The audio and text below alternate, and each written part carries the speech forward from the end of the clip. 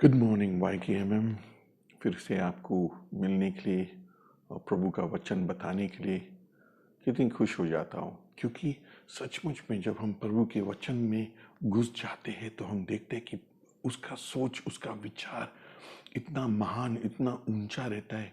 उनका आदि और अंत का उसका दिमाग में चलते रहता है, और हम कितने आभारी है कि हम उसके अच्छी योजनाओं में हम उसके साथ शामिल हैं। तो आज क्यों ना हम प्रभु का वचन देखेंगे और फिर हम लोग ना खुश हो जाएंगे और आनंदित हो जाएंगे कि हम उसके वचन में डूबा हुआ है अच्छे के लिए। आमीन। क्यों ना हम प्रार्थना करेंगे पहले और फिर शुरू करेंगे। और परमेश्वर, मैं धन्यवाद करता हूँ परमेश्वर कि आपने हमें चुना है परमेश्वर, आपने हमें बुलाया परमेश्वर। आपका योजना हमारे लिए अच्छे अच्छे मार्ग में और अंत में भी सुख और शांति और अनंत काल तेरे साथ में, हम उसके लिए धन्यवाद करता हूँ और प्रार्थना करता हूँ कि आपके वचन को हम पूरी तरह से स्वीकारेंगे और उसमें आनंदित और खुशी रहेंगे, यीशु के नाम से आमीन। ना मैं पहले हम देखेंगे। मैं आज सोचा कि मैं यूसुफ के सपनों के बारे में बात करेंगे और उसके सपना और हमारे सपना क्या होता है और परमेश्वर किस तरह से उसको इस्तेमाल करेंगे हमारा जीवन में। तो हम उत्पत्ति के 37 और 5 से लेके 11 तक हम सुनेंगे। यूसुफ ने एक स्वप्न देखा और अपने भाइयों से उसका वर्णन किया। तब वे उससे और भी द्वेष करने लगे। उसने उनसे कहा, जो स्वप्न मैंने देखा है उसे सुनो।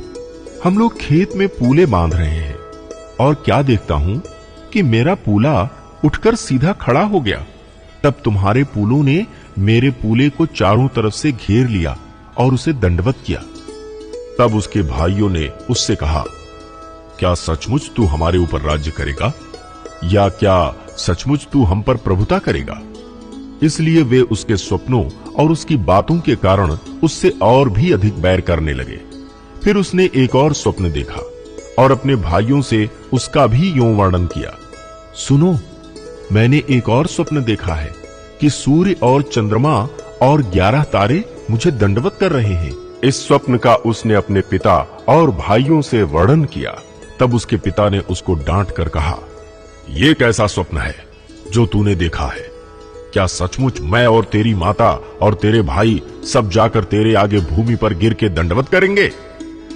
उसके भाई उससे डाह करते थे, पर उसके पिता ने उसके उस वचन को स्मरण रखा।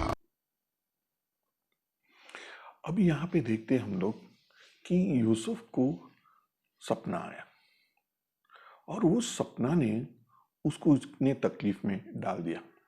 अभी हमें पता है कि हम लोग ने बहुत बार इसके वचन सुना है, और अगर किसी ने सुना है तो आपको पता है कि हाँ, बहुत बार सुना है इसके बारे में। और ना कि पर हम देखते हैं कि परमेश्वर ने फिर से हमें याद दिलाने के लिए कि परमेश्वर ने उनको सपना दिया। उसने खुद को सपना नहीं दिया, उसने बेटे बेटे सपना नहीं देखा है, परमेश्वर ने उसको वो सपना दे दिया। और उसने वो सपना को लेके उसको पता भी नहीं था क्या करने के लिए उसके साथ। उसने अपने भाइयों को बताया, सोचा कि वो शायद उनको कुछ बताएंगे उसके बारे में, पर उन लोग गुस्सा हो गया फिर उसके ऊपर। हम तुम्हारे सामने झुकने वाला है क्या समझते तुम अपने आप को? उसने ने कहा कि मैं चाहता हूं कि तू मेरे सामने झुकू, सपना ऐसा आया मेरा। तो उन्होंने बोला, हाँ बड़ा शाना समझते तुम। अभी उनके खुद के भाई लोग ने ना, जो उनके उनके बारे में सोचना चाहिए, जो उनके बारे में विचार करना चाहिए, उनके बीच में जलन आ गई। अब ये सिर्फ सपना हुआ, कुछ भी हुआ ही नहीं, ये सिर्फ उनको सपना मिल गया। और कई बार ना हमारे सपनों के जो परमेश्वर हमारे बारे में दिखाते, जो परमेश्वर हमें दिखाना है, हम कई बार नाराज हो जाते हैं। क्या हम कौन सी जगह पे है?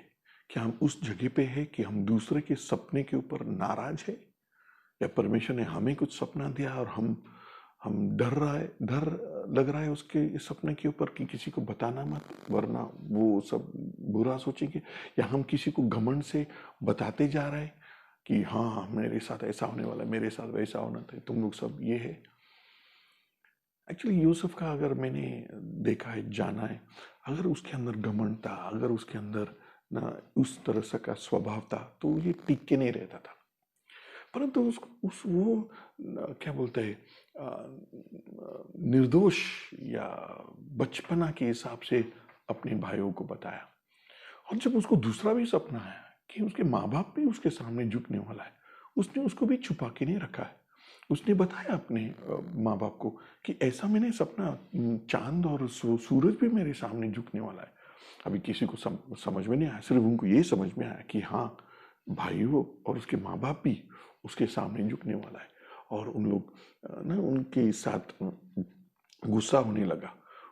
उनको भी समझ में नहीं आया ये सपना क्या है, उसका मतलब क्या है, उसको कुछ भी नहीं समझ में आया। परंतु उनके भाइयों ने उनके ऊपर इतना गुस्सा हो गया, इतना नाराज हो गया कि उन्होंने उनको गुलामी में भेज दिया, पैसे के लिए उनको भेज दिया। अब ये बहुत बुरी चीज है ना, जब अपने ही लोग हमसे इतना गुस्सा करते हैं कि हम उनके खुद के भाई, उनके खुद के खून के रिश्ते को इतना तुच्छ मानेंगे। और ये होता है हमारे जीवन में। हमने देखा है ना कि कई बार अगर आपने क्रिस्त यीशु को स्वीकारा, अपने घर वाले ही नहीं समझ पा रहे कि तुमने क्यों स्वीकारा, क्या हो गया तुझे, तूने एक धर्म में था, तूने दूसरे क्यों स्वीकारा, ऐसा क्यों किया, क्यों माँ बाप को नाराज कर रहा है, क्यों हमारे संस्था को नाराज कर रहा है। अभी तुमने खुद पता है कि मैंने यीशु को देखा है, मैंने यीशु को आजमाया, मैंने समझ में आया, मैं जब प्रार्थना करता हूँ मुझसे बातें करता है, मुझे कभी ऐसा नहीं हुआ दूसरे के साथ। और तुझे तुम्हारे खुद के घर वाले तुझे समझने की भी कोशिश नहीं करते, और तुझे उस जगह पे है जहाँ पे तू देख रहा है कि ये क्या हो रहा है मेरे साथ, क्यों ऐसा हो रहा है। और ऐसा ही यूसुफ के साथ हुआ। पर जब हमारा दिल और हमारा मन प्रभु की ओर है ना, हमारा ध्यान परमेश्वर की ओर है, हमारा विचार नजर उसके ऊपर है और उसके कार्य के ऊपर है कि और वो क्या करना चाहते हैं हमारे साथ, तो फिर हम निराश नहीं होते हैं। हम ना दबाते नहीं है। अभी यूसुफ को एक चीज पता था कि उसके परमेश्वर ही परमेश्वर है और कोई परमेश्वर नहीं है, और उसके सामने ही वो झुकने वाला, और किसी के सामने वो झुकने वाला नहीं है। ये उसके मन में थाम लिया था। ये कैसे थाम लिया? वो शायद बहुत जवान लड़का था, मगर शायद उसने अपने पिताजी की बात को सुना, समझ में आया, उसने खुद अपना रिश्ता परमेश्वर के साथ, इसलिए परमेश्वर ने उसको सपना दे दिया। तो वो खुद परमेश्वर को जानते थे पर्सनली। जैसा हम दाऊद को भी देखते हैं, वो जब मेंढरों को संभालते थे, गाना गाते थे परमेश्वर को। और परमेश्वर सच में, जब हम परमेश्वर को उस तरह से स्वीकारते हैं और समझते हैं, परमेश्वर आते हैं हमें। इब्राहिम बैठ रहा था और परमेश्वर आया उसको मिलने के लिए, उसके साथ खाना खाने के लिए। और फिर उसने कहा कि क्या हम इब्राहिम से छुपेंगे कि हम क्या करने वाला है। तो परमेश्वर ऐसा हमें भविष्य के बारे में बताते हैं, क्योंकि परमेश्वर आदि और अंत का परमेश्वर है। और अगर हम उसके अंदर आनंदित लेता है तो वो जरूर हमें उनके मन और उनके दिल की बातों को हमें बताते हैं। और उसी तरह से उसने यूसुफ को बताया होगा। पूरी तरह से बताया नहीं, सिर्फ थोड़ा ही बताया था। और उसने ना खुशी से बाकी के उसके भाई और पिता को बताया, मगर क्या हुआ ना, एंड में उनको भेज दिया, गुलाम के हिसाब से उनको भेज दिया। और ऐसा होता है हम निराश नहीं होना चाहिए।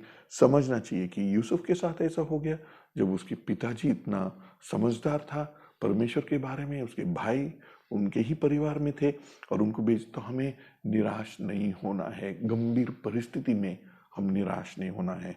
हमें समझना है कि परमेश्वर कुछ ना कुछ करने वाला है। और उसी तरह से ऐसा हो गया। अभी यूसुफ को सपना आ गया, सबको समझ में आ गया कि ये सपना क्या है, कि सब उनके भाई और उसके माँ बाप भी उसके सामने झुकने वाला है। किसी को कोई शिकायत नहीं था, कोई इंटरप्रेटर की जरूरत नहीं था वहां पे।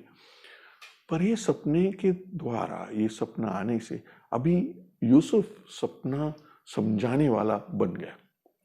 तो देखो ना कैसा परमेश्वर हमारे वरदान को इस्तेमाल करेंगे, वो हमारे दिल और हमारे मन में डालेंगे कुछ भी, हमारे ना आवाज डालेंगे या ना बोलने के लिए या कुछ मशीन रिपेयर करने के लिए, झाड़ू पोछा करने, कौन सा भी वरदान देंगे परमेश्वर, और फिर वो वरदान को इस्तेमाल करेंगे उसके राज्य को बढ़ाने के लिए। तुम्हारा वरदान को कभी छोटा मत समझो ना, कि जो भी परमेश्वर ने, जब परमेश्वर ने दिया तो वो उसके साथ अद्भुत कार्य करने वाला है, और हम लोग ध्यान देना चाहिए उसके ऊपर। तो जैसे हम देखते हैं कि उत्पत्ति 40वां और 8वां वचन से वो किस तरह से अभी वो सपना बताने वाला बन गया ना। जिसको भी सपना आ गया यूसुफ के पास आते थे, ए यूसुफ यूसुफ, ये सपना देखने वाला, बताओ इसका सपना का मतलब है। और जैसा यूसुफ बताते थे सपने के बारे में वैसा ही होता था परमेश्वर, और वो कबूल करते थे कि ये परमेश्वर ने मुझे दे दिया। जैसा हम सुनेंगे ना यहाँ पे उत्पत्ति 40 और 8वां वचन। उन्होंने उससे कहा, हम दोनों ने स्वप्न देखा है और उनके फल का बताने वाला कोई भी नहीं। यूसुफ ने उनसे कहा, क्या स्वप्नों का फल कहना परमेश्वर का काम नहीं है? मुझे अपना अपना स्वप्न बताओ। उत्पत्ति 40:12। यूसुफ ने उससे कहा, इसका फल ये है, 3 डालियों का अर्थ 3 दिन है। यूसुफ 40:18। यूसुफ ने कहा, इसका फल ये है, 3 टोकरियों का अर्थ 3 दिन के है। उत्पत्ति 41:15 और 16। फ़िरौन ने यूसुफ से कहा, मैंने एक स्वप्न देखा है और उसके फल का बताने वाला कोई भी नहीं, और मैंने तेरे विषय में सुना है कि तू स्वप्न सुनते ही उसका फल बता सकता है। यूसुफ ने फ़िरौन से कहा, मैं तो कुछ नहीं जानता, परमेश्वर ही फ़िरौन के लिए शुभ वचन देगा। ओके। तो जैसा हम सुना यहाँ पे कि परमेश्वर ने उनको बताया कि नहीं, परमेश्वर की ओर से। अभी परमेश्वर की ओर से तो उनको सपना आया, क्यों उसको मतलब नहीं आया, क्यों बाकी को लोगों को नहीं बताया? क्योंकि वो परमेश्वर के करीब थे, वो परमेश्वर को मानने वाला था, उसको पता था कि सपना परमेश्वर की ओर से आते हैं। परमेश्वर कुछ संदेशा एक आगे के भविष्य के बारे में कुछ बताने के लिए आ रहा है वहां पे, इसलिए उसने देखा। और मैं कह रहा हूं ना कि यूसुफ का कहानी इतना अच्छा कहानी हमारे लिए।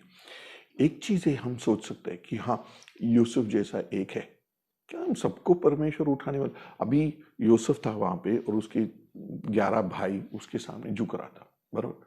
तो उसके 11 भाई को सपना नहीं मिला, और परमेश्वर उस 11 भाइयों के साथ ये नहीं करने वाला था, यूसुफ के साथ करने वाला था। तो फिर अगर मैंने सपना नहीं देखा और परमेश्वर ने मुझे सपना नहीं देखा, तो फिर मैं क्या करूं? करूं ये जो देखते हैं कि जिसके पास परमेश्वर सपना देते हैं उसके साथ खड़ा रहो, उसके साथ उसके संगति में रहो। जैसा योशुआ ने मूसा के साथ, उसने देखा कि मूसा परमेश्वर के उपस्थिति में, तो वो मूसा के पास रहते थे, मूसा के साथ काम करते थे। एंड में क्या हो गया? परमेश्वर ने मूसा का अधिकार योशुआ के ऊपर डाल दिया।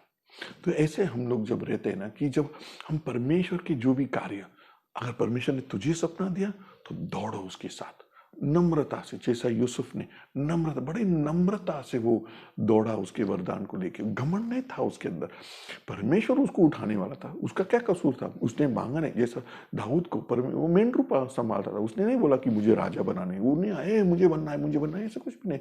यूसुफ ने भी ऐसा, उसने सो रहा था, सपना आ गया, सिर्फ उसने सपना बताया बाकी लोगों को, उसने नहीं बोला कि परमेश्वर मुझे बनना है मुझे। अगर उसने सपना में देखा कि दूसरा उसका भाई बनने वाला, तो ऐसे ही पता था वो कि ना, एक्चुअली में देख रहा था कि हम इतने सारे हैं और तुम्हारा जुड़ा जुड़ा तुम्हारा खड़ा रहा और हम सब उसके सामने झुक रहा था, ऐसे ही पता था वो। अगर परमेश्वर ने उसको बताया कि वो खड़ा रहने वाला था, तो ऐसा कभी कभी होता है, परमेश्वर कभी दूसरों को भी सपना दे सकते हैं, और हम कबूल करने की जरूरत है, आदर करने की जरूरत है जब परमेश्वर का सपना दे रहा है। और एंड में हम देखते हैं ना कि जिस तरह से अभी ये करते हैं। और अभी ऐसा हो गया, अभी बहुत लंबा कहानी, बहुत मजा आता है पढ़ने के लिए, बार बार पढ़ने के लिए, समझने के लिए कि उसका सफर कैसा हुआ एक गुलाम से जो इतना राजा बनने के लिए ना। उन्होंने उसका सपना को देख के दबाने की कोशिश किया, परमेश्वर ने उस दबाने की बी बना दिया, बी को जमीन में बढ़ा, इतना बड़ा पेड़ बन गया। तो ऐसा ही ना, जब कोई हमारा सपना को जो परमेश्वर का दिया है उसको कुचलने की कोशिश करते हैं, और अगर हम नम्र दिल से उसको उसको देखते हैं तो परमेश्वर उसको उठा के एक बड़ा झाड़ बनाते हैं। अभी देखते हैं ना, अभी इनका मन में क्या था कि ये सपना कि तू राजा बनेंगे और हम सब तुम्हारे सामने झुकेंगे, ये तो सपना के लिए पूरा होने वाला था, पूरा उसकी तरह से पूरा हो गया। जैसे हम पढ़ेंगे उत्पत्ति के 25वां अध्याय में 18 से 21 तक। ओके, तो यहाँ पे दिखाई देता है ना, सपना पूरा हो गया, मगर हकीकत वो सपना यूसुफ को बड़ा बनने के लिए नहीं था। वो सपना पूरा होगा बहुत सारे लोगों को बचाने के लिए, बहुत सारे लोगों को बचाने के लिए। और यही चीज है, परमेश्वर देखना है ना कि हमारे तो अभी राज्य जो भी कर रहा है, अगर तू पिता है घर के अंदर, अगर तू बड़े भाई है घर के अंदर, अगर तू कोई अधिकार है किधर भी, मैनेजर है, बॉस है किधर भी, तुम्हारा मकसद नहीं है कि अधिकार चढ़ाने का है दूसरे के ऊपर, नहीं। परमेश्वर ने तुझे ये सब दिया ताकि तू सभी लोगों को सुविधा दे पाएंगे, अच्छे कर पाएंगे तुम्हारा वो जो स्थान जो तुझे दिया। कई बार मैंने देखा कि परमेश्वर ने मुझे भेजा है न आप लोगों के बीच में काम करने के लिए, और देख रहा है कि परमेश्वर ने रखा है, तो परमेश्वर मैं करूँ क्या यहाँ पे। और कई बार ऐसा है कि परमेश्वर ने मुझे एक चैनल बना दिया, मतलब चैनल, एक मार्ग बना दिया आप लोगों को कहीं सुविधा लेके आने के लिए ना, खास पढ़ाई की सुविधा लेके आने के लिए, और जो भी ये कोविड के समय पे कई लोगों को मदद करने के लिए। नहीं, ये मेरा नहीं था, मैं एक मार्ग बनाया दूसरे लोगों को आपको मदद पहुंचाने के लिए ना। ये परमेश्वर ने एक मुझे एक मार्ग बना दिया। और तुझे, और अभी अभी देखो हर एक जो जो है जो करते हैं, अभी हम ये वीडियो हम लोग देख रहा है कि क्या बोलते हैं, स्तुति आराधना का ना, उन लोग आते हैं वहाँ पे, उन लोग करते हैं, रोहन उसको भेजते हैं हमें ना, वो बराबर टाइम पे वो देखते हैं, रिकॉर्डिंग करते हैं और भेजते हैं हमें। और हर एक को परमेश्वर ने कुछ ना कुछ वरदान दिया ना, हर एक को परमेश्वर ने एक वरदान दिया।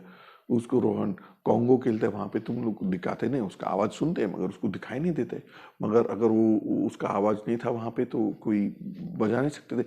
अभी छोटा है, बाजू में है, शायद कोई ध्यान नहीं देता होगा उसको कि वो वहाँ पे है, वो खुद भी नहीं अपने आप को देख पाते वहाँ पे, मगर वो है वहाँ पे और हमारा सेवा करते जा रहा है, और परमेश्वर उसको इस्तेमाल कर रहा है। अभी बड़े बड़े चीज़ के लिए नहीं, मगर जितने भी चीज़ के लिए उसको इस्तेमाल करते जा रहा है, और किसी को भी इस्तेमाल करते जा रहा है।